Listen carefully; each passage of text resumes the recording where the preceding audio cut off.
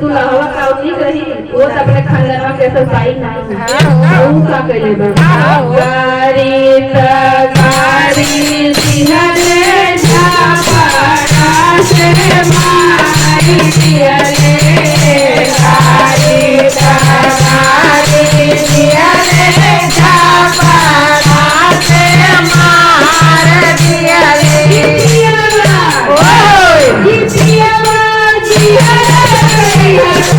Yeah.